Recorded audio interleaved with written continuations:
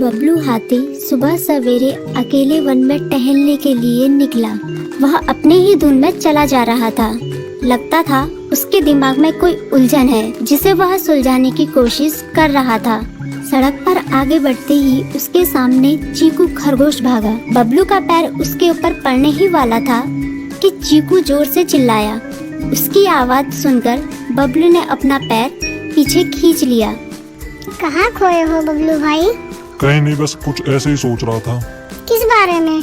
तुम जानकर क्या करोगे? शायद मैं तुम्हारी कुछ मदद कर सकूं। तुम तो जानते हो आजकल वन में कितनी चोरियां हो रही हैं, पर चोर का कोई अता पता ही नहीं है। इस बात को लेकर वन के सारे प्राणी चिंतित थे। वे वहाँ खुद को सुरक्षित महसूस नहीं कर रहे थे।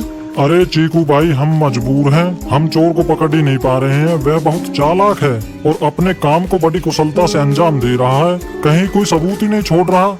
हमारे राजा इस बात को लेकर बहुत चिंतित हैं। यही कारण है कि हम सब इस बारे में सोच रहे हैं। अब तुम मेरी इसमें क्या मदद कर सकते हो?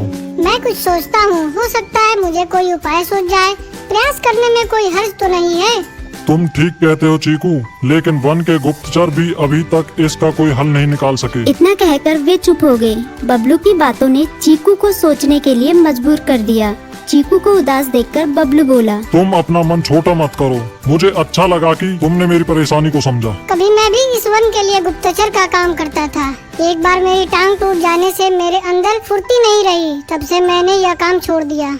चीकू, तुम चाहो तो यह काम दोबारा कर सकते हो। वन के प्राणी ज्यादातर दिन में भोजन की तलाश करते हैं, वे रात को आराम करते हैं। तुम दिन रात दोनों में ही भोजन की तलाश में निकल सकते हो सकता है रात को तुम्हें कुछ ऐसी बातों का पता चल जाए जो हमारे काम की हो।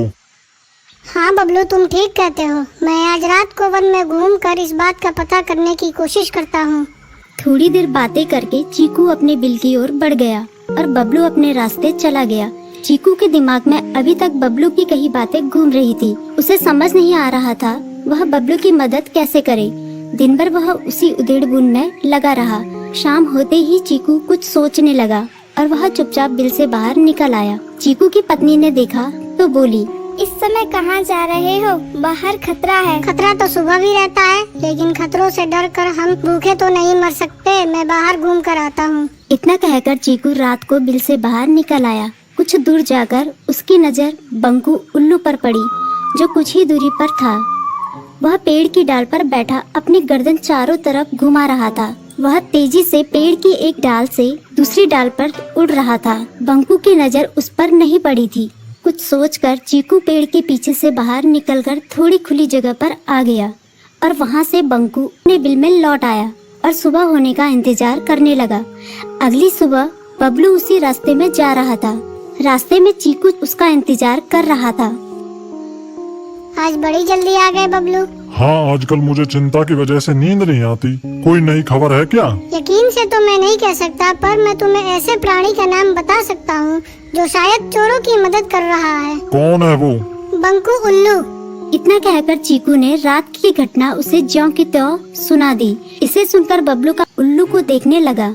बंकू ने चीकू को अंधेरे में भी देख लिया, पर उसने उसमें कोई उत्सुकता नहीं दिखाई और अपनी गर्दन चारों ओर घुमाता रहा।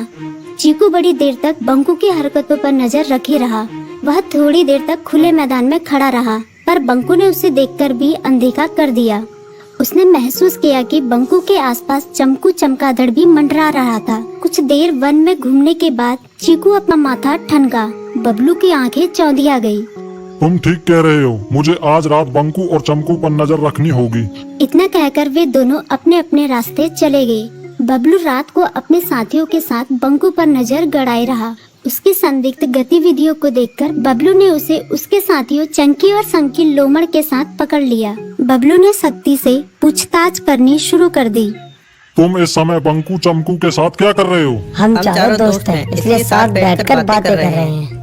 चमगादड़ और उल्लू की दोस्ती तो समझ में आती है, पर लोमड़ के साथ दोस्ती कैसे हो सकती है? सख्ती से पूछने पर दोनों ने अपना जुर्म कबूल कर लिया और सभी चोरियों के बारे में बताया जो उन्होंने कुछ दिन पहले वन में की थी। बबलू ने उनके चोरी का सारा सामान भी बरामद कर लिया। बंकू और चमकू को अभी तक समझ में नहीं आ रहा था कि वो इतनी आसानी से कैसे पकड़ में आ गई।